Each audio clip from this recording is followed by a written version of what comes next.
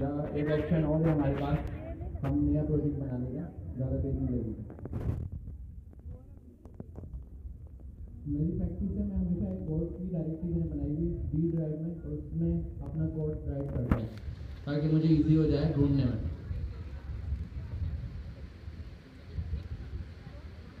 नेक्स्ट.जेएस के नाम से मेरे पास एक डायरेक्टरी है, इसमें हेलो वर्ल्ड का कोड है और कुछ इस तरीके का। एक काम करते हैं, नया बना लेते हैं। नया बनाने के लिए करते हैं प्रोजेक्ट 01 के नाम से मैंने एक डायरेक्टरी बनाई है, मतलब फोल्डर, और अब नया प्रोजेक्ट इसके अंदर क्रिएट करेंगे। प्रोजेक्ट 01 की डायरेक्टरी के अंदर डबल क्लिक करके इंटर होते हैं। इंटर होने के बाद यहीं पर राइट क्लिक करके ओपन टर्मिनल का ऑप्शन मेरे पास आ रहा है, ओपन विथ VS कोड का ऑप्शन भी मेरे पास आ रहा है। दूसरा आसान तरीका था कि ऊपर सोर्स में जाके हम CMD लिखते हैं और यहीं से कोड ओपन कर लेते हैं, कोड स्पेस डॉट। कोड का मतलब जो हमारा विजुअल स्टूडियो कोड है, स्पेस डॉट का मतलब करंट डायरेक्टरी पे ओपन कर दो। करंट डायरेक्टरी मेरे पास है D में कोड नेक्स्ट.जेएस देन प्रोजेक्ट 01, और इसे ओपन कर देंगे। सक्सेसफुली ओपन हो गया है, लेकिन इसमें कोई फाइल या फोल्डर मौजूद नहीं है, तो हम काम करने के लिए पहले कुछ कमांड्स चलाएंगे। नोड.जेएस इंस्टॉल होना ज़रूरी है, और अपडेटेड वाला हो तो ज़्यादा बेहतर है। पुराना वाला आप अपडेट कर लें या अनइंस्टॉल करके नया इंस्टॉल कर लें, दोनों केसेस में काम हो जाएगा। इन केस आपके पास अपडेटेड नोड.जेएस नहीं है, डाउनलोड करने के क्या तरीक़ेकार है, गूगल पे आते हैं, डाउनलोड नोड.जेएस, पहला वाला लिंक आया वहाँ पर डाउनलोड नोड.जेएस का। यहाँ ऊपर सारे ऑप्शन मौजूद हैं, package manager, pre installer, pre build, binary, source code. अगर आसानी से इंस्टॉल करना है तो सेकंड वाले ऑप्शन पे चले जाएं, प्री बिल्ड इंस्टॉलर। जैसे आप इस पर जाएंगे वही पुराना वाला तरीका आ गया कि आप बटन से डाउनलोड करते हैं, डबल क्लिक करके इंस्टॉल कर लेते हैं। तो जिस तरीके से आपको आसानी हो उस तरीके से आप इसे इंस्टॉल कर लें या अपडेट कर लें। अपडेटेड वाला नहीं, मुश्किल नहीं, एक ही होता है, थोड़ी सी अपडेट होती है, माइनर अपडेट्स होती है। अच्छा देखिए, हमने क्या बात करी, नोड.जेएस को अपडेट होने से बेनिफिट ये होगा कि आपके पास कोई एरर नहीं आएगा, क्योंकि आप अपडेटेड वर्जन यूज़ कर रहे होंगे। अपडेटेड वर्जन के लिए आप डाउनलोड नोड.जेएस पे जाएं, यहाँ पर पहले ना डायरेक्ट इंस्टॉलर का ऑप्शन आता था, डायरेक्ट डाउनलोड का बटन आता था। अब आपने ना एक बटन और दबाना पड़ता है, प्री बिल्ड इंस्टॉलर के ऊपर, टॉप के ऊपर। जब आप इस बटन के ऊपर क्लिक करते हैं ना, फिर आपके पास ये ऑप्शन शो होता है, अदरवाइज वो बाय डिफ़ॉल्ट ये कमांड्स वाला ऑप्शन शो कर रहा होता है। अब आप दोनों को ट्राई कर सकते हैं, जिसमें फैमिलियर हो, जो इजी हो। बात एक ही है, इससे करें या उससे करें, बस उन्होंने तरीक़ेकार दिया हुआ है कि जो जिसमें इजी अपने आप को समझे। चलिए, ये तो हो गई डाउनलोड वाली बात, जो ऑलरेडी सबके पास होगा। मेरे पास अगर मैं वर्जन चेक करूँ तो नोड का वर्जन कौन सा, 2017.0 सही है, अपडेटेड ही है। और अभी कौन सा चल रहा है, 2017.0 ही चल रहा है, लॉन्ग टर्म सपोर्ट। आगे बढ़ते हैं, यहाँ पर नोड.जेएस का वर्जन मेरे पास शो हो गया। प्रोजेक्ट बनाने के लिए कमांड हमारे पास क्या है, npx create next app space dot. Space dot का मतलब है करंट डायरेक्टरी में ही बना दो। आप अगर यहाँ पर कोई नाम लिखते तो उस नाम से वो बना देता, मसला नहीं है, ट्राई कर सकते हैं, लेकिन स्पेस डॉट का मतलब है करंट डायरेक्टरी में बना दो। साथ साथ एक प्रैक्टिस कुछ लोग फॉलो करते हैं, कुछ नहीं करते, वो यहाँ पे @लेटेस्ट लिख देते हैं। वैसे बाय डिफ़ॉल्ट जो लेटेस्ट भी जा रहा होता है, आप लिखें या नहीं लिखें, लेकिन दोनों ऑप्शन हैं, आपको दोनों मालूम होना चाहिए। कभी कोई एरर आए तो दोनों ट्राई कर लिया, अगर इससे नहीं हो तो उससे हो जाएगा। इंटर करते हैं,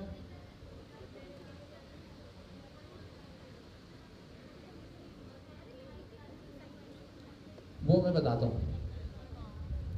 सही है, पहला सवाल आता है कि यस और नो प्रोसीड करना है, तो हम वाई का बटन प्रेस करते हैं और इंटर कर देते हैं। वाई नहीं भी प्रेस करेंगे, ऐसे भी इंटर करेंगे तो डिफ़ॉल्ट वैल्यू आपकी वाई ही जा रही है, मतलब यस जा रही है।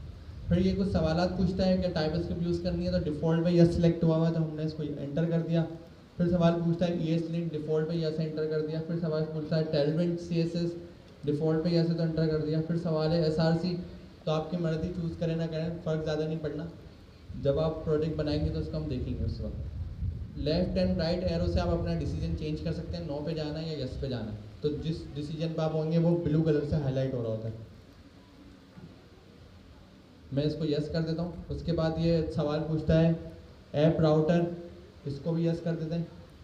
तो सारे सवाल को हम यस यस करते हुए आ रहे हैं। अभी तक हमारे 5 सवालात हो गए और 5 को हमने यस करा है। सबसे लास्ट वाला जो है वो कस्टम, आपको अगर कोई एलियस बनाना है उसका वो सवाल पूछा, लेकिन हमें फ़िलहाल इसकी ज़रूरत नहीं है तो उसको हम नो कर रहे हैं। तो इसका मतलब 6 सवाल पूछे, शुरू के 5 हमने यस करे और लास्ट वाला नो करा।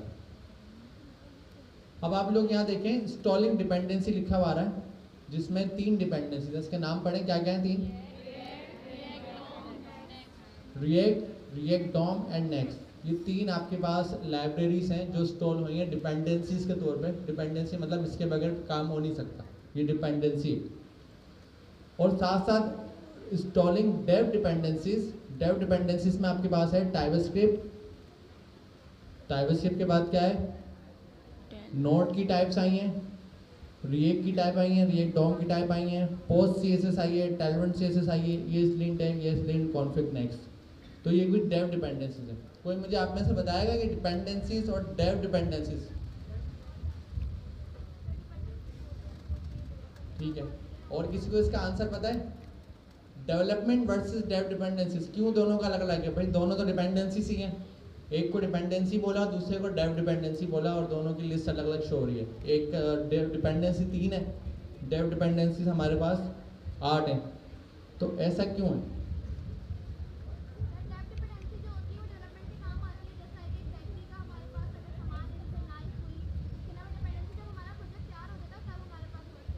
ठीक है, तो आप इसको ऐसे सपोज कर सकते हैं आसान ज़बान में कि जब आप प्रोजेक्ट बना रहे हैं तो उस प्रोजेक्ट के अंदर जो चीज़ें, जिन चीज़ों को मिला के प्रोजेक्ट बन रहा है, जो उसमें हर वक्त रहेंगी, वो आपके पास डिपेंडेंसीज हैं। मतलब उसके बगैर वो प्रोजेक्ट कंप्लीट ही नहीं है, उसके बगैर वो चलेगा ही नहीं। और उस प्रोजेक्ट को बनाने के लिए जो आप हेल्पिंग के लिए इस्तेमाल कर रहे हैं, अपनी हेल्प लेने के लिए, मतलब एज अ टूल इस्तेमाल कर रहे हैं जिसका उस प्रोजेक्ट से डायरेक्ट कोई ताल्लुक नहीं, लेकिन बनाते वक्त आप अपनी आसानी के लिए उसको इस्तेमाल कर रहे हैं, और डेव डिपेंडेंसीज है। इसकी और आसान एग्जाम्पल आप ऐसे समझ सकते हैं। सपोज करें आप चाय बनाने के लिए हमारे पास कितने इंग्रेडिएंट्स ऐड होते हैं चाय बनाने के लिए? 4। क्या क्या होता है? पत्ती, चाय, पानी, दूध, पत्ती, चीनी। ये 4 चीज़ें मिला के चाय बन जाती है। पक्का? अगर ये 4 चीज़ें मैं आपको दूँ, आप बना लोगे चाय? आपने क्या, मुझे गैस भी चाहिए? तो चाय पीते वक्त गैस होती है उसके अंदर, तो फिर गैस कहाँ से चाहिए? बनाने के लिए गैस चाहिए। पतीली भी आपको चाहिए, चूल्हा भी आपको चाहिए, कप भी चाहिए।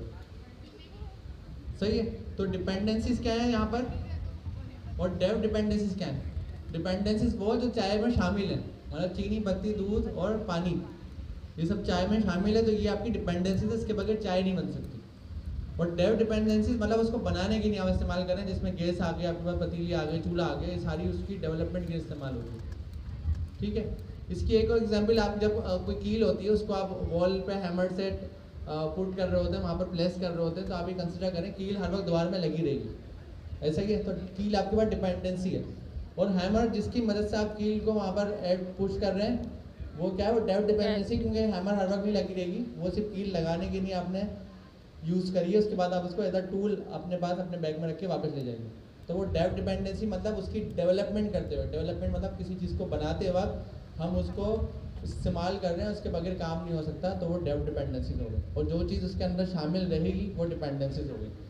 तो रिएक्ट की लाइब्रेरी आपके पास मौजूद है जिसके थ्रू सारे एलिमेंट्स बनते हैं, वो भी हम देखेंगे। रिएक्ट डॉम की लाइब्रेरी मौजूद है जिसके थ्रू आपका डॉम बनता है, और ये एक सिंगल पेज वेबसाइट होती है, इसके बारे में भी बात करेंगे। SPA बोलते हैं इसको, सिंगल पेज एप्लीकेशन। क्या बोलते हैं?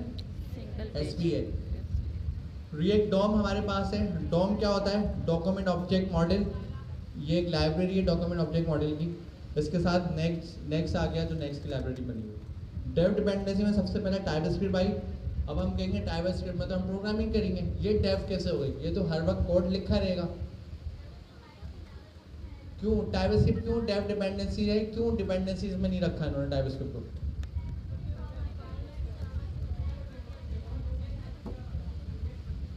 नहीं, टाइपस्क्रिप्ट, अब इसका भी सवाल का जवाब दे रहा हूँ, पीछे से एक हैंड रेस हुआ है। कुछ कह रहे हैं? आवाज़ कैसे आएगी मेरे तक? खड़े होके बता दें, मुझे आगे वाले पीछे वाले स्टूडेंट रिपीट कर देंगे आपका सवाल। ठीक है, तो आप ये कह रहे हैं कि मेरे पास जो प्रोग्रामिंग लैंग्वेज है वो है जावास्क्रिप्ट। ठीक है, तो इसका मतलब अब आप थोड़ा सा इसको इस तरीके से समझें, मेरे पास मशीन जो है मेरा हार्डवेयर है। तो अगर मुझे अपने लैपटॉप में ये की एप्लीकेशन चलानी है तो मुझे क्या क्या चाहिए? तो आपने कहा सबसे पहले मुझे मशीन चाहिए, हार्डवेयर। हार्डवेयर क्या है आपका? लैपटॉप, ये रहा। इस लैपटॉप को क्यों चाहिए आपको? क्योंकि इस लैपटॉप के पास 4 चीज़ें, इसलिए आप इसको इस्तेमाल कर रहे हैं। एक, इसके बाद कंप्यूट पावर है, मतलब प्रोसेसर या सीपीयू, सेंट्रल प्रोसेसिंग यूनिट है इसके पास, जिसको आप बोलते हैं कंप्यूट पावर, जो कंप्यूटिंग कर सकती है। कंप्यूट क्या होती है? सपोज अगर मैं आपको कहूँ 2 + 2 का रिजल्ट क्या आएगा, आप कहेंगे 4 आएगा। तो जो कंप्यूटर है इसके पास जो पावर है जिसकी मदद से ये 2 + 2 बताता है वो होती है कंप्यूट पावर, मतलब वो उसका कंप्यूटर होता है। सही है, वो होती है प्रोसेसर, मतलब सीपीयू। सीपीयू के पास जो भी चीज़ जाती है वो उसको कंप्यूट करता है। अगर आपने 2 + 2 दिया तो उसको 4 कर देगा, अगर आपने 2 + 11 दिया तो उसको 13 कर देगा, क्योंकि उसके पास ये पावर है सीपीयू की कि वो इन सारी चीज़ों को, वो साइकिल चलाता है, अपने पास सीपीयू में साइकिल्स होता है, वो आपके इनपुट लेता है, इनपुट लेके उसका जो भी आंसर उसको देना है वो उसको रिजॉल्व करके आपको रिप्लाई कर देता है। उसके बाद दूसरी जो अहम चीज़ होती है मेरे हार्डवेयर में वो होती है मेमोरी, मतलब रैम, जिससे हम बोलते हैं कि जब भी मेरे सिस्टम में कोई भी चीज़ रन हो रही है, चल रही है, वो मेमोरी में चल रही होती है। इस वक्त मेरे पास जूम चल रहा है जिसको मेरी स्क्रीन नज़र आ रही है, साथ साथ एक कमांड प्रॉम्प्ट है, VS कोड है और विंडोज़ है। ये 4 चीज़ें ओपन है, मतलब नज़र आ रही है, ये चीज़ चल रही है मेमोरी में। सही है, ये कौन सी मेमोरी होती है? Volatile, non volatile? वोलेटाइल होती है नॉन वॉलेटाइल। या नॉन वोलेटाइल होती है? Non volatile. रैम वोलेटाइल का मतलब क्या है? जो टेम्परेरी है। सही, वोलेटाइल का मतलब आप ये कह रहे हैं टेम्परेरी है। तो अगर मेरे पास कोई चीज़ टेम्परेरी है तो इसका मतलब क्या है कि जब तक वो है, जब तक है, उसके बाद उसका कोई वजूद नहीं। परसिस्टेंट नहीं है। परसिस्टेंट मतलब उसका कोई रिकॉर्ड मेरे पास मेंटेन नहीं है, कहीं पर मैं उसको देख सकूँ, परसिस्ट नहीं है, एफिमेरल है। तो और आसान करके मैं बताता हूँ कि आपके पास एक होती है सीपीयू। सीपीयू क्या कर रहा है? कंप्यूट वाले ऑपरेशंस कर रहा है जितने भी हैं। मैंने आपको 2 + 2 की एग्जांपल दे दी। रैम हो गई, रैम में क्या है? आपके पास मेमोरी है कि सीपीयू के अंदर जो भी चीज़ चलेगी वो रैम में लोड होगी। सही है, उसकी स्टोरेज क्या होगी? रैम के पास होगी। सीपीयू के पास भी एक होता है, उसके पास भी गेट्स होते हैं, दूसरी चीज़ें होती हैं, लेकिन अभी हम बात कर रहे हैं रैम में लोड होगी। तो इसका मतलब जब मैं ये लैपटॉप चला रहा हूँ, इस लैपटॉप में अच्छी खासे फोल्डर्स हैं, ये देखें कितने सारे प्रोजेक्ट रखे हैं मेरे पास, और मैं भी कितने सारे प्रोजेक्ट हैं। लेकिन इन प्रोजेक्ट में से कोई भी प्रोजेक्ट चल नहीं रहा सिवाय एक प्रोजेक्ट के, वो नेक्स्ट.js का है। तो इसका मतलब जो चीज़ चल रही है वो रैम में है, जो चीज़ नहीं चल रही वो रैम में नहीं है। तो रैम जो होती है रन टाइम मेमोरी है, मतलब जो चीज़ रनिंग में है वो रैम में। जैसे कि अगर मैं आपसे बात करूँ, आपके दिमाग में कितना सारा डेटा होगा, आपने जितनी भी अभी तक लाइफ गुजारी है, जितना भी एक्सपीरियंस लिया, सारा डेटा आपके माइंड में होगा ना। लेकिन सारा तो इसी वक्त आपके फ़ौरन नहीं है ना माइंड में। जैसे मैं आपसे सवाल करूँगा वैसे ही आपके माइंड में कोई रिप्लाई आएगा। तो जो चीज़ आपके पास सबकॉन्शियस में इस वक्त मौजूद है वो समझ ले रैम है, वो रन टाइम पर है। और जो चीज़ आपके पास नॉलेज है लेकिन अभी इस्तेमाल में नहीं है तो वो रैम में नहीं है। तो रैम मतलब जो रन टाइम पर इस्तेमाल में। फिर तीसरी चीज़ आती है आपके पास स्टोरेज। स्टोरेज आपके पास होती है SSD या हार्ड ड्राइव लगी हुई होती है। ठीक है, तो स्टोरेज में जो भी डेटा होता है आपके पास वो रखा हुआ होता है, मतलब वो होल्ड रहता है, वो परसिस्टेंट होता है, मतलब वो रहेगा और डिलीट नहीं होगा जब तक आप खुद डिलीट ना करें। तो वो आपके SSD, तो मेरा जितना भी डेटा ये रखा हुआ है सब स्टोरेज में, मेरी विंडो भी स्टोरेज में, ब्राउज़र भी स्टोरेज में, हर चीज़ स्टोरेज में है क्योंकि वो रखी है। और जब मैं अपना ब्राउज़र ऑन करता हूँ स्टोरेज से उसकी एक कॉपी बनती है और रैम में आके रन हो जाता है और उसको मैं देख सकता हूँ। तो रैम भी स्टोरेज है और SSD भी स्टोरेज है, लेकिन जो रैम स्टोरेज है वो वोलेटाइल पे और जो SSD वाली स्टोरेज है वो नॉन वोलेटाइल पे। मतलब एक रन टाइम है और एक रखी हुई है। 3 चीज़ें हमने देखी। चौथी चीज़ होती है नेटवर्क। नेटवर्क मतलब जो आपको बाकी दुनिया के कंप्यूटर से कनेक्ट कर देता है। सही है, तो इंटरनेट जो हमारे पास एक प्रोटोकॉल की सूरत में, मतलब आपका कंप्यूटर दूसरे सिस्टम से कनेक्ट हो सकता है थ्रू द नेटवर्क। इसी तरीके से आप जब मोबाइल में वाईफाई कनेक्ट करते हैं तो आप किसी को कॉल कर सकते हैं, व्हाट्सअप कर सकते हैं या किसी से भी कनेक्ट कर सकते हैं। तो वो नेटवर्क आपका बन गया, मतलब लाइन बन गई, एक कोई आपका और मेरा कनेक्शन थ्रू द इंटरनेट बन गया। तो 4 चीज़ें बड़ी इंपॉर्टेंट हमारे पास कंप्यूटर में होती हैं। तो हमने क्या कहा, Next.js की एप्लीकेशन चलाने के लिए आपको सबसे पहले क्या चाहिए, हार्डवेयर चाहिए। हार्डवेयर में क्या क्या चीज़ें बताएं? RAM, memory, storage, CPU, RAM, storage and network. ये 4 चीज़ें मेरे हार्डवेयर में मौजूद है। फिर इस हार्डवेयर के ऊपर दूसरी क्या चीज़ मौजूद है, विंडोज़, जिसको हम बोलते हैं ऑपरेटिंग सिस्टम, जिसके थ्रू ये पूरा ऑपरेट हो रहा है। इसके सारे फंक्शन चीज़ें थ्रू द ऑपरेटिंग सिस्टम चल रही है, वो विंडोज़ मौजूद है। विंडोज़ के अलावा भी ऑपरेटिंग सिस्टम है, कौन कौन सा है? लिनक्स है, मैक OS X है जो एप्पल में होता है, आपके पास मैकबुक में होता है।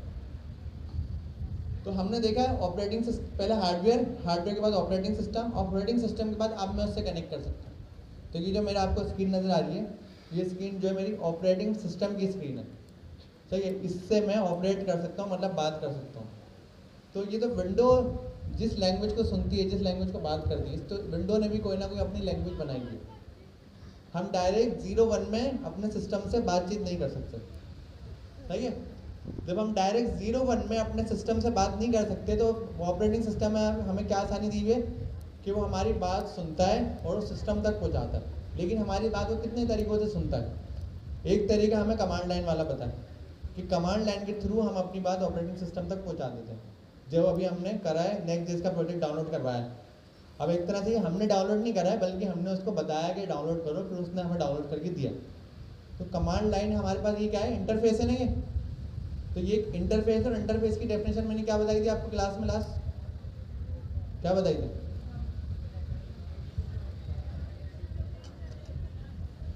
जिससे हम इंटरेक्ट कर रहे हैं अपनी बात पहुंचाने के लिए, और वो हमारी बात आगे पहुंचा रहा है और उसका आउटपुट लाके हमें दे रहा है, ठीक है।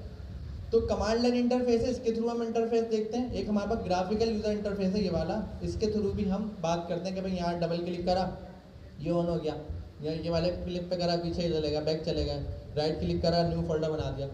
तो ये जो हम इंटरेक्ट कर रहे हैं, ये भी इंटरेक्शन है, ये ग्राफिकल यूजर इंटरफेस है हमारा।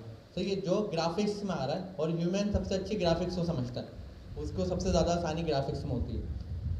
अब ये तो वो चीज़ें जो इसने बना के दी हुई, अब बहुत सारी चीज़ें ऐसी हैं जो इसने हमें नहीं बनाई हुई, अब हमें तो बनानी है, काम करना है। तो इसका मतलब विंडो ने भी हमें कोई ना कोई प्रोग्रामिंग लैंग्वेज का सपोर्ट दी हुई है कि इस प्रोग्रामिंग लैंग्वेज के थ्रू आप मुझसे बात कर सकते हो, मतलब कोई काम करवाना है। सपोज करें गूगल क्रोम तो विंडोज़ का नहीं है ना, ये तो किसी और गूगल ने बनाई है एप्लीकेशन की। तो गूगल ने अपनी एप्लीकेशन गूगल क्रोम में चलाने के लिए कैसे बनाई होगी? गूगल ने जाहिर है कोई ना कोई प्रोग्रामिंग लैंग्वेज इस्तेमाल करी होगी, और उसको इस्तेमाल करते हुए गूगल क्रोम को डेवलप करा होगा, सही है, बिल्ड करा होगा, क्रिएट करा होगा। तो आपकी जो विंडोज़ में प्रोग्रामिंग लैंग्वेज समझी जाती है, सीखी जाती है, मतलब विंडोज़ में जो काम होता है, 2 लैंग्वेज पे मोस्टली काम होता है जो विंडोज़ के लेवल पर है। एक है जावा, दूसरी है C++, सबसे ज़्यादा। तो उसका मतलब आप कहेंगे विंडो में अगर मुझे कुछ चलाना है, रन करना है, तो या तो मुझे जावा की लैंग्वेज सीखनी है। अच्छा, जावा स्क्रिप्ट अलग है और जावा अलग है, बिल्कुल इतना फ़र्क है जैसे कार और कारपेट का फ़र्क है, ऐसी जावा और जावा स्क्रिप्ट का फ़र्क है। तो आपके पास जावा की प्रोग्रामिंग लैंग्वेज है और एक C++ की प्रोग्रामिंग लैंग्वेज। आप उससे इसके अलावा किसी और लैंग्वेज से फ़िलहाल बात नहीं कर रहे।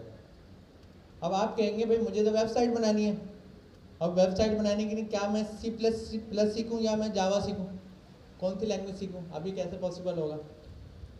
तो ये जो ब्राउज़र है आपके पास, जितने भी ब्राउज़र हैं, इसके ऊपर एक एप्लीकेशन चलाने के लिए इन्होंने एक और लैंग्वेज बनाई है, वो है जावास्क्रिप्ट, जो लाइट वेट होती है, काफ़ी हल्की होती है। अब इसका मतलब आपको समझ में आ गया कि मुझे C++ सीखने की ज़रूरत नहीं है। आपको कौन सी लैंग्वेज सीखनी है? जावास्क्रिप्ट, क्योंकि वो किस पे चलती है? सारे ब्राउज़र्स पे चलती है, कोई भी ब्राउज़र हो। और वेबसाइट हमारी कहाँ रन होती है? ब्राउज़र पे। तो जो भी चीज़ आपको ब्राउज़र पे चलानी है वो जावास्क्रिप्ट में बनेगी। लेकिन सवाल आता है कि जावास्क्रिप्ट में बनने के बाद क्या होगा, कितने हमारे गैप हैं? तो इससे आप ये कंसिडर करें कि जावास्क्रिप्ट आपने लिखी और वो कहाँ रन करी? ब्राउज़र में। अब ब्राउज़र का काम है उसको मशीन तक पहुँचाना, ठीक है। अब ब्राउज़र के पास मशीन तक पहुँचाने के लिए बहुत सारे टूल्स हैं, स्टेप्स हैं, चीज़ें। तो हमारे पास जो गूगल क्रोम है, मतलब ये ब्राउज़र जो गूगल क्रोम का ब्राउज़र है, इसने ना अपना एक सॉफ्टवेयर बनाया हुआ है V8 इंजन के नाम से। ये समझ लें एक पैकेज बनाया हुआ है ये इस नाम से। ये क्या करता है, जब आप जावास्क्रिप्ट में कुछ भी लिख के ब्राउज़र पर रन करते हो तो पीछे ये होता है जो आपकी बात सुन के आगे लेके जाता है। ठीक है, आगे किस में लेके जाता है, ब्राउज़र किस पे बना हुआ, सपोज करें ब्राउज़र C++ पे बना हुआ, लेकिन आपको C++ लिखने की ज़रूरत नहीं है। आप कौन सी लैंग्वेज लिखोगे, आप जावास्क्रिप्ट लिखोगे। जावास्क्रिप्ट के बाद ये सारी चीज़ें बनी हुई हैं कि वो आपकी जावास्क्रिप्ट सुनकर आगे कहाँ लेके जाना है वो देख लिया कि C++ में लेके जाना है या विंडो के पास डायरेक्ट 010101 में लेके जाना है, सही है। अब बात आती है ये फंक्शनलिटी तो सिर्फ ब्राउज़र के पास है, मेरे कमांड लाइन इंटरफेस जो है ये ब्राउज़र थोड़ी है। कमांड लाइन इंटरफेस मतलब CMD जो ब्लैक वाली स्क्रीन है ये तो ब्राउज़र नहीं है, तो जावास्क्रिप्ट तो सिर्फ ब्राउज़र में चलती है। जावास्क्रिप्ट CMD पे कैसे चल रही है, तो CMD पे ऐसे चल रही है, एक टूल है उसका नाम है Node.js।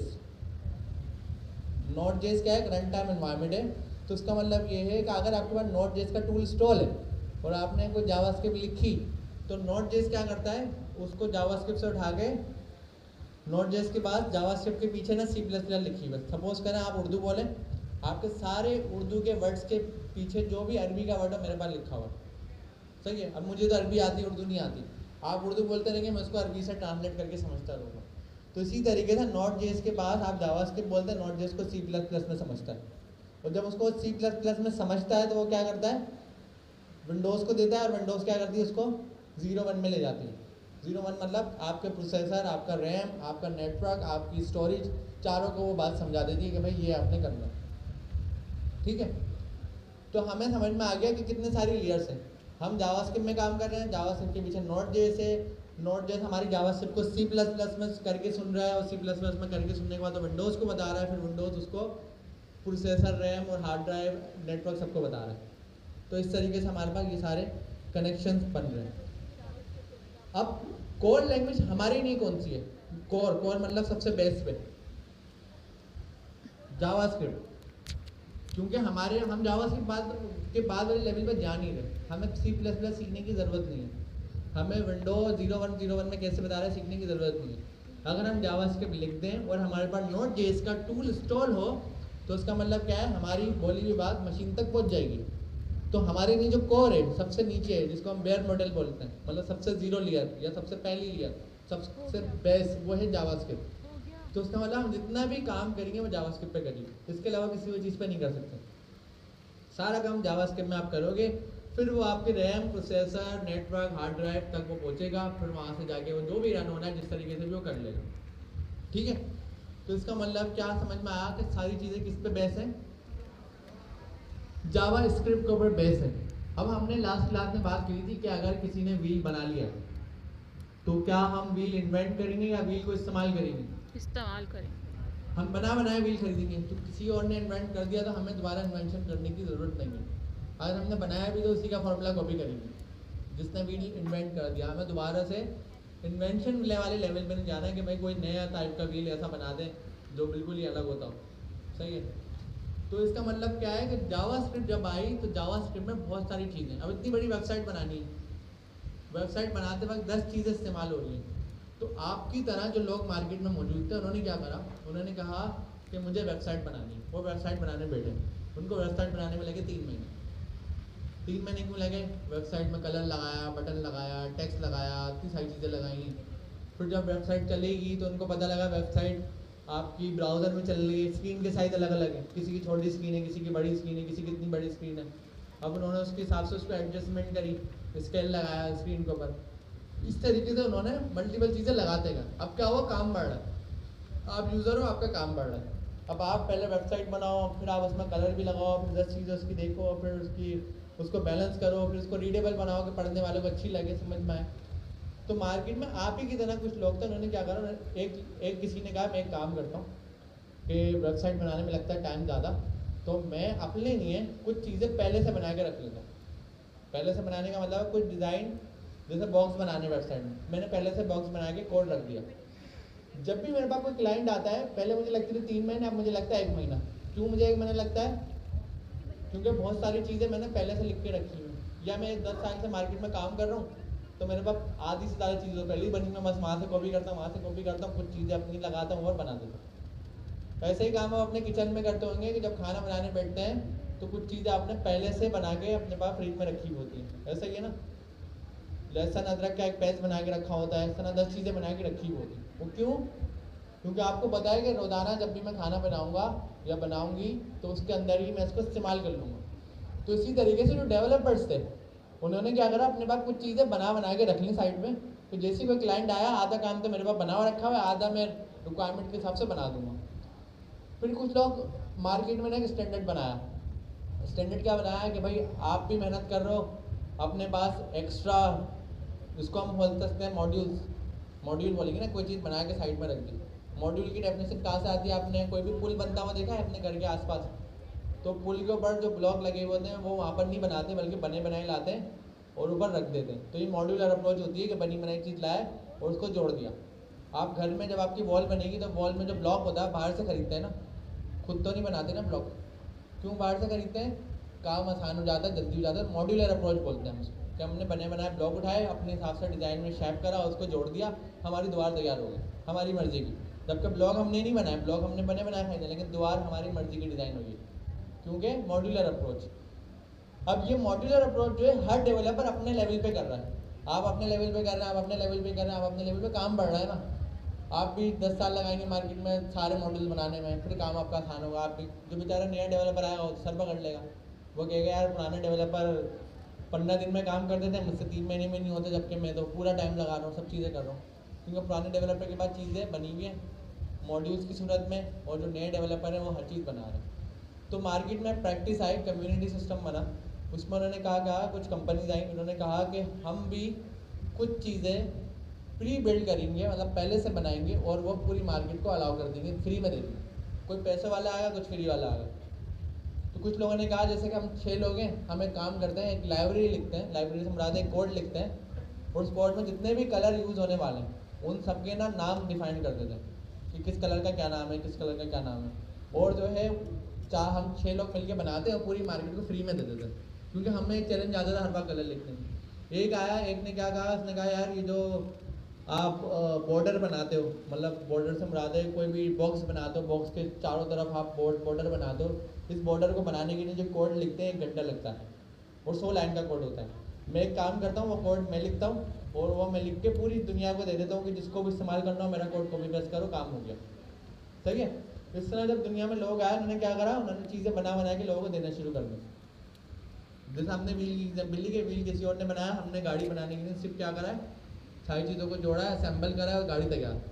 तो गाड़ी बनाने का सामान है वो कोई और बना रहा है, व्हील कोई और बना रहा है, स्टीयरिंग कोई और बना रहा है, हेडलाइट्स कोई और बना रहा है, सारी चीज़ें कोई और बना रहा है, हम जोड़ के काम कर रहे हैं।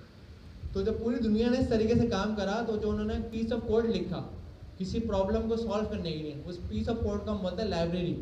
क्या बोलते हैं?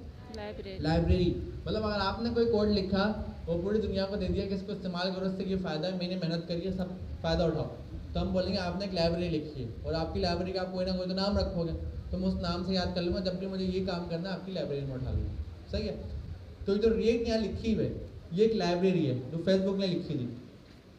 अब फेसबुक ने ये लाइब्रेरी कौन सी लैंग्वेज में लिखी थी? बेस्ट लैंग्वेज कौन सी है हमारी?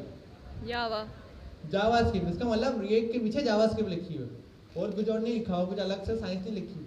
हम क्यों रिएक्ट यूज कर रहे हैं? क्या रीजन है? ताकि हमें व्हील इन्वेंट नहीं करना पड़े, बना बनाए व्हील खरीदने। तो रिएक्ट अगर किसी ने लिख दी है, उसका कोई फायदा है तो हम रिएक्ट उठा लेते हैं। हम क्यों मेहनत करके जावास्क्रिप्ट में काम करें? हम रिएक्ट बनी बनाई उठाएंगे, उसको इस्तेमाल कर लेंगे, वो भी तो जावास्क्रिप्ट में ही लिखी हुई है ना। इसी तरीके से उसको ज़रूरत पड़ी, उसने एक लाइब्रेरी लिखी, इससे काम पूरा नहीं हुआ, उसने एक और लाइब्रेरी लिख दी रिएक्ट हो। फिर कुछ दिन बाद नेक्स्ट आया, नेक्स्ट ने देखा यार मार्केट में और भी कुछ गैप्स हैं, और भी कुछ प्रॉब्लम्स हैं, उसने नेक्स्ट.जेएस की लाइब्रेरी लिखी। तो ये सारे काम हो गए, डिपेंडेंसीज बन गई। नहीं, नेक्स्ट फेसबुक की तरफ नहीं है। नेक्स्ट जो बनाई है वो वर्सल ने बनाई है, वर्सल के नाम से। अभी हैकाथॉन में आपने वर्सल पे साइन अप करा होगा ना अपना, ठीक है। अब और भी लोग आए, उन्होंने क्या कहा, उन्होंने कहा आप लोग डिपेंडेंसीज बना रहे हो, लाइब्रेरी मतलब डिपेंडेंसी। अगर मैंने अपने प्रोजेक्ट में कोई लाइब्रेरी इस्तेमाल कर ली तो मेरा प्रोजेक्ट उस लाइब्रेरी के डिपेंडेंट हो गया। तो मैं कहूँगा मेरी जो डिपेंडेंसीज हैं वो क्या है, ये वाली लाइब्रेरी, वाली लाइब्रेरी, वाली लाइब्रेरी। तो इसका मतलब हम 3 लाइब्रेरियाँ इस्तेमाल कर लो, तीनों हमारी डिपेंडेंसीज हो गई। फिर इसी तरीके से कुछ लोगों ने काम करा, टाइपस्क्रिप्ट माइक्रोसॉफ्ट ने काम करा। माइक्रोसॉफ्ट ने कहा जो लोग जावास्क्रिप्ट लिखते हैं बड़ा मुश्किल होता है, वो जावास्क्रिप्ट लिख देते हैं, बाद में उनको एरर परेशान करते रहते हैं। तो टाइपस्क्रिप्ट ने टाइपिंग्स बना दी। लेकिन टाइपस्क्रिप्ट की जो टाइपिंग थी वो जो बनी थी वो डेव डिपेंडेंसी बनी थी। जैसे चाय बनाने के लिए हम जो पतीली यूज़ कर रहे हैं, पतीली वाला काम कर रही थी कि वो बनाते वक्त फ़ायदा दे रही थी, लेकिन हर वक्त उसके साथ पतीली चाय के साथ हमेशा नहीं रहेगी, बल्कि चाय आप अलग पी जाएंगे, पतीली वहीं रखी रहेगी। तो टाइपस्क्रिप्ट बनी ये किसकी आसानी के लिए आई? ये डेवलपर की आसानी के लिए आई। ये आपकी एप्लीकेशन के अंदर चल नहीं रही, बल्कि ये डेवलपर जो वर्किंग कर रहा है, जैसे हैमर बनाया, हाथ से भी तो कील ठोक सकते थे, हैमर क्यों बनाया? ताकि जो भी मजदूरी इस वक्त कर रहा है, जो डेवलपर है, उसको आसानी हो जाए। इसी तरीके से टाइपस्क्रिप्ट बनाए कि जो कोड लिख रहा है, जो एप्लीकेशन को बिल्ड कर रहा है, मतलब क्रिएट कर रहा है, उसको आसानी हो जाए। तो जब टाइपस्क्रिप्ट बनाई तो रिएक्ट ने कहा कि मेरे पास भी तो जावास्क्रिप्ट का ही कोड लिखा हुआ है। रिएक्ट डॉम ने कहा मेरे पास भी जावास्क्रिप्ट का कोड लिखा हुआ है। तो एक प्रॉब्लम होगी, जब रिएक्ट बनी थी तो वो जावास्क्रिप्ट पे बनी थी, सही है। उनको ये सोचा नहीं था कि मेरा जो इस्तेमाल करने वाला टाइपस्क्रिप्ट में इस्तेमाल करेगा। और टाइपस्क्रिप्ट और जावास्क्रिप्ट में क्या फ़र्क आता है? टाइप्स का। तो है जैसी काम वही हो रहा है, लेकिन टाइपस्क्रिप्ट में क्या है कि आपने टाइप बतानी है। अब आपका जो कोड है उसकी टाइप कौन बताएगा? आप बताएंगे, कोई और आके बताएगा? हाँ बताएंगे। आप ही बताओगे ना। अब आपने कोड लिखा, उस कोड की टाइप भी आप ही बना के आगे दोगे, बोलोगे सारी मेरे कोड में टाइप्स यूज़ हो रही हैं और ये इस्तेमाल करोगे। तो अब प्रॉब्लम क्या होगी कि जो रिएक्ट और रिएक्ट डॉम में ये लिखी हुई है, जावास्क्रिप्ट में टाइपस्क्रिप्ट में नहीं लिखी हुई। तो जब हम टाइपस्क्रिप्ट पे आए तो हमने कहा हम तो फंस गए, आधी चीज़ें टाइपस्क्रिप्ट पे हैं, आधी चीज़ें टाइपस्क्रिप्ट पे नहीं है। तो अलग से डेव डिपेंडेंसीज बनाई गई, type node, type React DOM. ये क्यों बनाई गई? ताकि जब आप टाइपस्क्रिप्ट इस्तेमाल करें तो जो रिएक्ट डॉम की लाइब्रेरी है, इसके साथ आप अलग से बाय करके परचेज करके इसको लगा दें। फ्री में मिल रही है, परचेज का मतलब ये नहीं कि पैसे दे रहे हैं, परचेज का मतलब आपने लेकर उसको लगा दिया। अब आप रिएक्ट डॉम भी यूज़ कर रहे हैं और आप टाइपस्क्रिप्ट को भी यूज़ कर रहे हैं, आपको दोनों चीज़ें मिल गई, सही है। तो इसीलिए ये टाइप रिएक्ट डॉम आई है, टाइप रिएक्ट आई है, टाइप नोड आई है, और टाइपस्क्रिप्ट तो वही अपनी जगह मौजूद है, सही है। पोस्ट CSS, टेलविंड CSS, ये सारी लाइब्रेरी CSS लिखने में हमें काफ़ी आसानी दे देंगी, जो अभी हम लिख के देखेंगे। ये लिंटर होता है, ये इसके थ्रू भी काफ़ी आसानी हो जाती है कोड की टेस्टिंग करने में। ये थोड़ी सी एडवांस चीज़ें, इस पर अभी नहीं भी जाए तो कोई मसला नहीं है। ये हमारा प्रोजेक्ट सक्सेसफुली क्रिएट हुआ हुआ जो अभी बनाया है इस पर।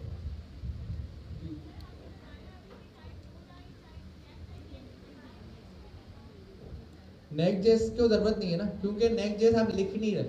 नेक्स्ट.जेएस के साथ टूल पीछे बहुत सारी चीज़ों को यूज़ कर रहा है। रिएक्ट में आपने लिखना पड़ रही है, रिएक्ट डॉम आपने लिखना पड़ी है, लिख रहे सारा काम आप जावास्क्रिप्ट में, या टाइपस्क्रिप्ट में लिखना तो वो कन्वर्ट करके जावास्क्रिप्ट कर रही है। तो आपकी जो बेस है वो जावास्क्रिप्ट की है, ठीक है। चलिए ये सारे काम हो गया, कुछ वार्निंग्स आ गए कि ये चीज़ वो चीज़, सब हो गया, हमारा प्रोजेक्ट सक्सेसफुली क्रिएट हो गया। अब हमें प्रोजेक्ट चलाना है। अब प्रोजेक्ट चलाने के लिए इन्होंने क्या आसानी करी हुई है, इन्होंने कुछ स्क्रिप्ट लिखी हुई हमारी आसानी के लिए। इन्होंने कुछ स्क्रिप्ट लिखी हुई, इन्होंने कहा भाई आप प्रोजेक्ट चलाओगे, कैसे चलाओगे, कैसे रन करोगे।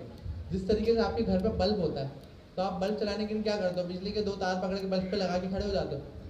आप क्या करते हो? घर में वायरिंग करते हो, बटन लगाते हो। क्यों लगाते हो? ताकि जब बल्ब ऑन करना हो तो आसानी से मैं ऑन करके सो जाऊँ, तार पकड़ के हर वक्त नहीं खड़े होना। तो इसीलिए कुछ स्क्रिप्ट लिखी गई। इन्होंने कहा जब भी आपको प्रोजेक्ट स्टार्ट करना होगा, मतलब प्रोजेक्ट चला के देखना होगा कैसा दिखता है, तो मैंने एक स्क्रिप्ट लिख दी, सही है। तो स्क्रिप्ट लिखने का मतलब है कोड लिख दिया, उस कोड का चलाने का तरीका आसान है। मतलब 2 लाइनें लिखूंगा या 1 लाइन लिखूंगा, एंटर करूंगा, पीछे सारा काम वो संभालेगा। तो उन्होंने जो स्क्रिप्ट लिखी है उसका नाम क्या है, उसको कैसे चलाते हैं? npm run dev। जब आप npm run dev लिखते हैं तो उसके पीछे वो क्या करता है, आपका जो प्रोजेक्ट है नेक्स्ट.जेएस का, उसको रन करके उसको एक URL पे, मतलब एक नेटवर्क के ऊपर एक्सपोज कर देता है, जिस पर आप उसको देख सकते हैं। हम इसको रन करते हैं, फिर देखते हैं कि क्या हो रहा है। हमने इसको रन करा, इसने क्या करा, लोकल होस्ट पे आपके प्रोजेक्ट को रन कर दिया। ठीक, लोकल होस्ट क्या होता है ये? अब आप कहेंगे मेरे पास नेटवर्क क्या होता है? नेटवर्क क्या होता है? जो मुझे मेरे सिस्टम को दूसरे सिस्टम से कनेक्ट कर रहा है, वो नेटवर्क है ना। नेटवर्क का काम आपके लैपटॉप में, आपके मोबाइल में क्या है? आपका लैपटॉप दूसरे सिस्टम से कनेक्ट कर रहा है, मतलब एक सिस्टम दूसरे सिस्टम से कनेक्ट कर रहा है, या इंटरनेट से कनेक्ट कर रहा है, इंटरनेट बाकी दुनिया से कनेक्ट कर रहा है। तो आप ये कहेंगे कि मेरा जो रिएक्ट का नेक्स्ट.जेएस का प्रोजेक्ट है, ये तो मेरे पास लोकल पे चल रहा है, मतलब मेरे अपने हार्डवेयर में चल रहा है, इसमें नेटवर्क का क्या काम? मैं किसी और से कनेक्टिविटी थोड़ी बना रहा हूँ, ऐसा ही है ना। लेकिन आपके पास जो इसमें जितनी भी चीज़ें रन हो रही हैं, वो रन हो रही हैं एक प्रोटोकॉल पे। तो प्रोटोकॉल का नाम है, मेरे साथ रिपीट कर लेना, HTTP। क्या नाम है? HTTP। हाइपर टेक्स्ट और आगे क्या है? Transport protocol. Hyper text transfer protocol. Hyper text transfer protocol क्यों बनाया है? ताकि प्रोटोकॉल क्यों बनाया जाता है? अगर ट्रेन आती है, ट्रेन किस पे चलती है? रोड पे चलती है। ट्रेन अपने ट्रैक पे चलती है, तो उसका प्रोटोकॉल क्या है? उसका जो पाठक है। बस आती है, बस कहाँ चलती है? रोड। साइकिल कहाँ चलती है? रोड। एरोप्लेन कहाँ चलता है? सही है। तो जो जहाँ जो चीज़ चलती है वो इसका प्रोटोकॉल है। तो इसी नहीं है, जो वेबसाइट होती है ब्राउजर पे चलती है, ब्राउजर पे कोई भी चीज़ चलाने के लिए जो प्रोटोकॉल है वो HTTP का प्रोटोकॉल है। HTTP जो नेटवर्क के थ्रू ही चल सकता है, इसके अलावा नहीं चल सकता। मतलब वो प्रोटोकॉल है ही नेटवर्क। अगर आपके पास नेटवर्क नहीं है तो आप HTTP रन ही नहीं कर सकते, कभी भी रन हो सकते, पॉसिबल ही नहीं है रन होना। तो हम ये कहेंगे, फिर हमें एक और कन्फ्यूजन है कि अगर हमारे पास, हम तो अभी रोड पे निकल ही नहीं रहे, हम तो गाड़ी चला ही नहीं रहे, हम तो अभी घर पे बैठे हैं, तो क्या मैं कोई चीज़ रन नहीं कर सकता, चला नहीं सकता? मतलब ये तो कन्फ्यूजन पे कन्फ्यूजन बनती जा रही है। तो यहाँ पर एक सिस्टम बनाया, उन्होंने कहा भाई एक प्रॉब्लम आ गई। प्रॉब्लम क्या आई है? नेटवर्क तो इसलिए बनाया है कि आप दूसरे सिस्टम से कनेक्ट करें। मतलब आप घर से गाड़ी कब निकालेंगे? अब दूसरे के घर जा रहे हैं ना, खाली तो नहीं बाइक निकाली वापस आ गए, या निकालते हैं खाली भी? निकालते हैं। लड़के तो सारे खाली निकल जाते हैं, डेस्टिनेशन नहीं पता, बस जाने दो। तो ये तो, ये तो डेस्टिनेशन नहीं पता, जाने दो, मतलब सेल्फ वाला काम होता है, इसकी नहीं क्या करेंगे। तो अगर मैं यहाँ देखें CMD में आता हूँ, मैं CMD पे आया। अब ये CMD एक कमांड लाइन इंटरफेस है जो अभी हम इस्तेमाल कर रहे हैं। अब इस CMD से क्या कोई तरीका है बात करके मैं ये पूछ सकूँ इसके बाद नेटवर्क कौन कौन से? क्या तरीका है? एक कमांड है IP कॉन्फ़िग की। ये कमांड जैसी मैं लिखता हूँ, मैंने लिखा IP कॉन्फ़िग, IPCONFIG। इससे आपकी क्लास का कोई ताल्लुक नहीं, मैं इन्फॉर्मेशन के लिए बता रहा हूँ। जैसे मैं कमांड लिखता हूँ, ये मेरी नेटवर्क से रिलेटेड जितनी भी इंफॉर्मेशन है वो सब मुझे बता देता है। ये देखो कितनी सारी इतने डिटेल्स बता देता है, देख रहे हैं?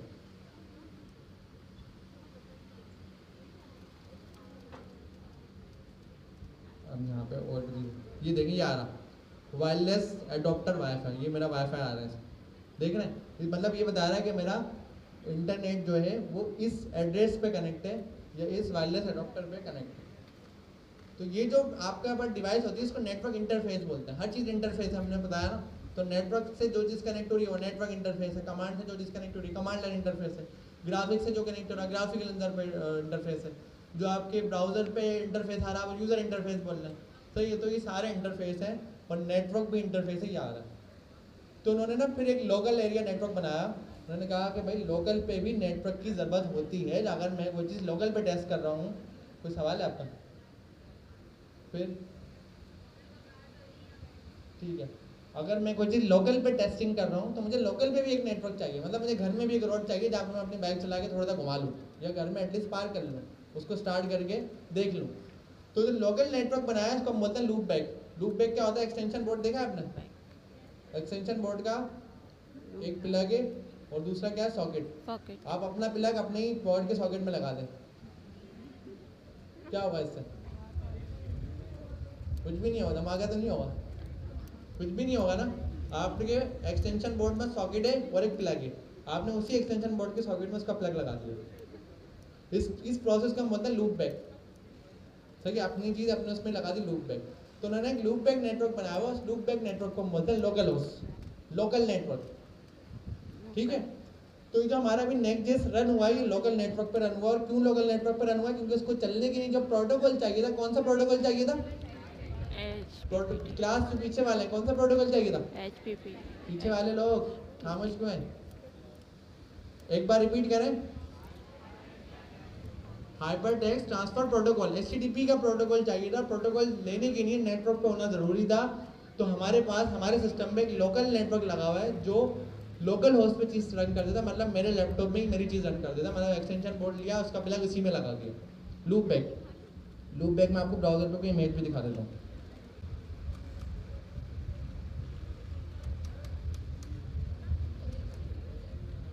वो मैं बताता हूँ, वो अभी टॉपिक बताऊँगा थोड़ा। ये देखें, ये वाली बात समझ नहीं आएगी, कोई एक्सटेंशन बोर्ड वाला मैं दिखा देता हूँ।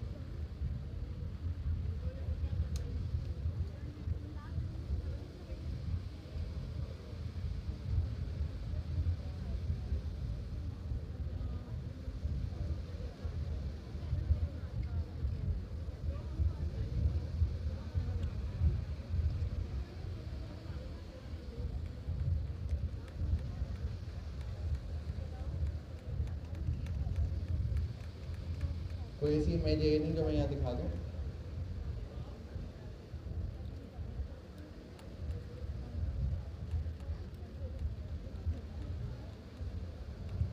चल इसको आसानी से समझ लें, अगर समझ सकते हैं। मतलब देखें, इसका वायर इसी के साथ वापस जोड़ दिया, इसी में से निकला वापस इसमें चले गया, सही है। तो ये लूप बैक का ऑप्शन है। तो आपके पास कौन सा होस्ट है जिसके ऊपर ये आपकी ब्राउजर पे एप्लीकेशन चलेगी? Local host. Local host. Local host का जो एड्रेस होता है वो कॉमन एड्रेस होता है, वो आप याद रखें, आपके काम आएगा। वो होता है 127.0.0.1। ये आपका लोकल एड्रेस है, मतलब लूप बैक का एड्रेस है जो मेरे पास लोकल मेरे लैपटॉप पे ही रहने वाला नेटवर्क है, जो बाहर नहीं मिलेगा। मतलब वो अंदर से अंदर ही कनेक्ट होगा, बाहर नहीं जा रहा। मतलब एक ऐसा रोड है जो मेरे घर के अंदर ही, मेरे घर के अंदर घुमा हुआ, उस पर मैं अपनी साइकिल चलाता हूँ, सही है। तो ये लूप बैक होता है। लूप बैक चलाने के लिए हमें कौन सा प्रोटोकॉल चाहिए था? HTTP का, और प्रोटोकॉल के बाद ये लगाना ज़रूरी होता है, सही है। आप HTTP जब लिखते हो ऐसा ही लिखा होता है ना ब्राउज़र में, कैसा होता है? HTTP:// ये हो गया। इसके बाद आपने क्या बता दिया? लोकल होस्ट या लूप बैक। आप इसको ऐसे लिखें या इसको ऐसे लिखें, एक ही बात है, दोनों एक ही बात है, वो भी बता दूं, सही है। ये दोनों एक ही बात है। अब ये दोनों एक ही बात है कि इसके पीछे होस्ट का कॉन्सेप्ट आता है, उस कॉन्सेप्ट पे अभी नहीं जा रहे, अभी उस कॉन्सेप्ट को छोड़ देते हैं। अभी आसानी ये समझ लेते हैं कि दुनिया में ना एक प्रॉब्लम थी, वो प्रॉब्लम थी कि IP एड्रेस किसी को याद नहीं हो सकता। याद होगा आपको, पता है गूगल का IP एड्रेस क्या है, यूट्यूब का क्या है, इंस्टाग्राम का क्या है।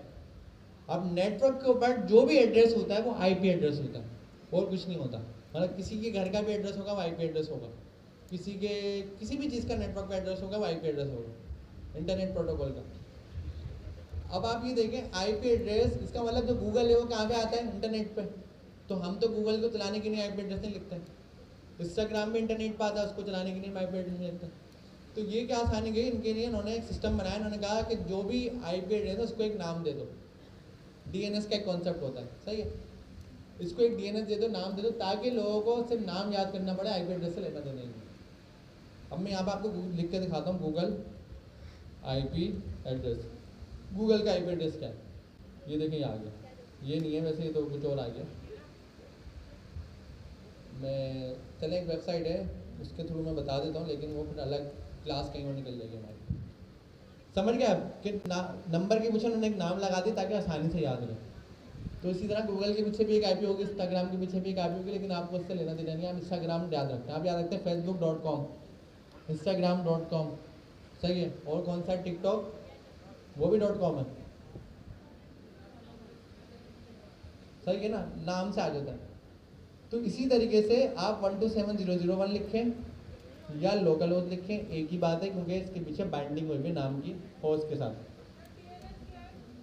वो नेटवर्क का टॉपिक है, बिल्कुल चेंज। अभी आप DNS को ये समझ लें, किसी नंबर को नाम देने का काम DNS का, ताकि याद रहे। नंबर याद नहीं रहेगा, नाम याद रहेगा, सही है। अब हमारे पास लोकल होस्ट तो आ गया। अब एक प्रॉब्लम क्या है, नेटवर्क के ऊपर कोई भी चीज़ रन होती है, हमने क्या पता लगा था किस पर रन होती है? IP पे। नेटवर्क पे जो भी चीज़ है वो IP के ऊपर है। तो हमारे केस में तो ये IP हो गई ना लोकल होस्ट। अब लोकल होस्ट के बाद ये जो हमें यहाँ पर आते हैं, हम 3000 को लिखा हुआ था, 3000 को लिखा हुआ था। 3000 इससे लिखा होता है हर नेटवर्क। जैसे घर के अंदर आपके पास एक, आप घर के अंदर गए तो एक पूरा घर ओपन होता है, रूम्स बने होते हैं ना, इसी तरह नेटवर्क में भी आप समझ लें उन्होंने पोर्ट्स बनाई हुई थी, जिसको हम बोलते हैं PORT। PORT क्या होता है? पोर्ट बनाई हुई थी नेटवर्क में, ताकि जब आप घर में जाते हैं, घर में कमरे होते हैं, नेटवर्क पे जाते हैं, नेटवर्क पे पोर्ट्स होते हैं। तो उसमें से एक पोर्ट है 3000, मतलब जो आपके घर है, घर के अंदर 3000 की पोर्ट के ऊपर आपकी एप्लीकेशन चल रही है। तो आप घर के अंदर इस वाले कमरे में, रूम नंबर 4, रूम नंबर 5, ये समझ लें रूम नंबर 3000, सही है। ये ज़रूरत क्यों पड़ी? ज़रूरत इसलिए पड़ी कि विंडोज़ में तो सिर्फ रिएक्ट थोड़ी चलाऊंगा, सिर्फ रिएक्ट नेक्स्ट थोड़ी चलाऊंगा, और भी 10 चीज़ें चलेंगी, और भी 20 चीज़ें चलेंगी। तो उन्होंने क्या कहा? उन्होंने कहा फिर घर में खाली अब अकेले थोड़ी बैठोगे, मेहमान भी आएंगे, और भी लोग आएंगे, बाहर वाले लोग भी आ रहे होंगे, घर वाले भी होंगे। तो उन्होंने कहा कि भाई रूम अलग अलग बनाओ ताकि सबकी प्राइवेसी रहे। इसी तरीके से उन्होंने नेटवर्क के ऊपर पोर्ट अलग अलग बना दी, ताकि हर पोर्ट पे हम अलग एप्लीकेशन को एक्सपोज कर सकें। तो इसीलिए आपके पास 55,000 पोर्ट्स होती हैं, ऑलमोस्ट 55,200 समथिंग होती है। उसमें से एक पोर्ट हमने ले लिया, मतलब समझ लें 55,000 कमरे हमारे लैपटॉप के अंदर जो नेटवर्क है, 55,000 पोर्ट्स हैं, PORT पोर्ट। तो उसमें से 3000 वाली पोर्ट के ऊपर हमारी नेक्स्ट की एप्लीकेशन चल रही है। अब हम इसको रन करते हैं ब्राउज़र पे और इसका आउटपुट देखते हैं जी।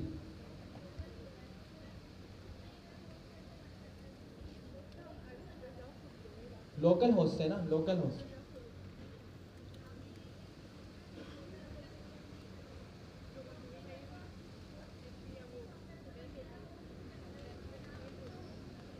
नहीं नहीं, लोकल होस्ट नाम है, पूरा पढ़े ना, लोकल होस्ट है। हाँ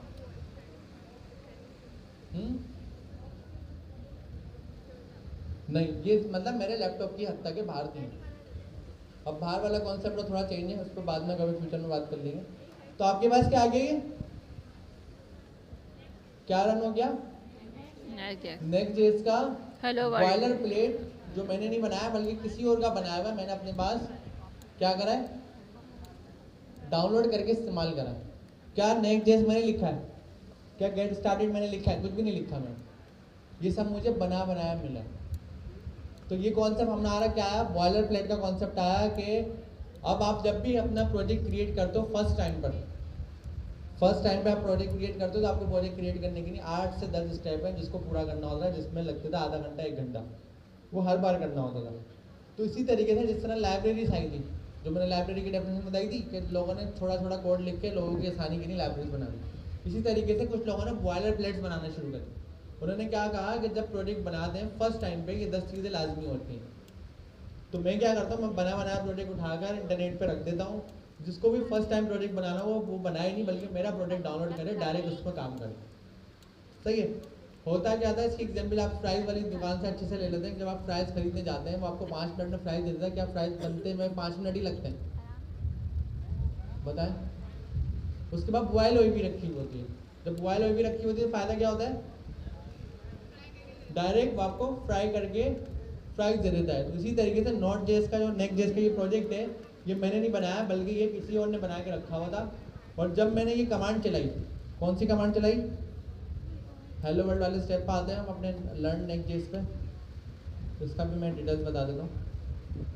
जब मैंने ये वाली कमांड चलाई तो उस कमांड से क्या हुआ, किसी और का बना हुआ प्रोजेक्ट जो उसने बनाकर हमें दिया हुआ था वो हमारे लैपटॉप में डाउनलोड हो गया। फिर हमने कमांड चलाई npm run dev की, वो कौन सी कमांड थी, ये वाली। जब हमने ये कमांड चलाई तो जिसका प्रोजेक्ट हमारे पास डाउनलोड हुआ था उसको हमने रन कर लिया। और रन किस पे करा हमने, लोकल होस्ट 3000 पे। तो इसका पूरा नाम होगा लोकल होस्ट 3000, इस पे हमारा रन हो गया, ये हमारा हेलो वर्ल्ड हो गया। तो आप में से कितने लोगों ने हेलो वर्ल्ड अभी नहीं करा, मुझे सही डेटा देना ताकि मेरे पास डेटा हो। सही है, तो हम हेलो वर्ल्ड करते हैं, हमारे पास जो बाकी टाइम है। हेलो वर्ल्ड करने से पहले 1 मिनट रुकें। ये तो पूरी हेलो वर्ल्ड तक की जर्नी मैंने आपको बताई है, पिछला ऑलमोस्ट 50 मिनट या 40 मिनट लगा के। ये पूरी जर्नी आपने अपने बराबर वाले को बतानी है और उसके बाद आप हेलो वर्ल्ड स्टार्ट करेंगे, अपने बराबर वाले को बताना है। जो नहीं